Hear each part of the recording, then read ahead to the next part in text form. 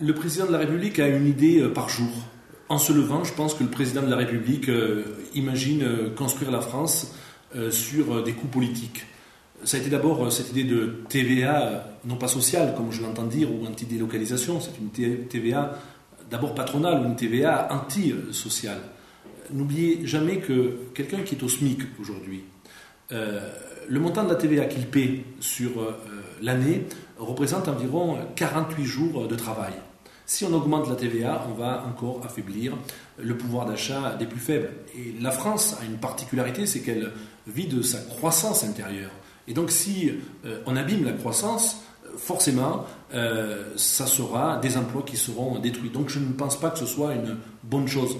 L'argent, il en faut, il faudra en trouver. Que déjà, celles et ceux qui ont bénéficié du bouclier fiscal rendent l'argent qu'ils ont pris à la protection sociale.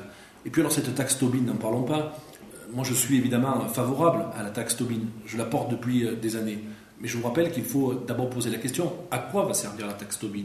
Si elle sert à aider les pays pauvres, à ce moment-là, c'est une taxe Tobin. Si la taxe Tobin sert à désendetter le pays, à ce moment-là, ça n'est plus une taxe Tobin. Ça n'a plus de sens. Et une taxe Tobin dont seule la France serait à même de la mettre en place n'a pas beaucoup de sens. Ce qu'il y a, c'est qu'il faut convaincre Angela Merkel, c'est qu'il faut convaincre l'Europe pour que cette taxe ait réellement du sens. On va voir, en l'occurrence, si le président de la République a cette capacité à convaincre ses partenaires européens. En tout cas, oui à la taxe Tobin. La question, c'est à quoi va servir cette ressource, cette recette complémentaire.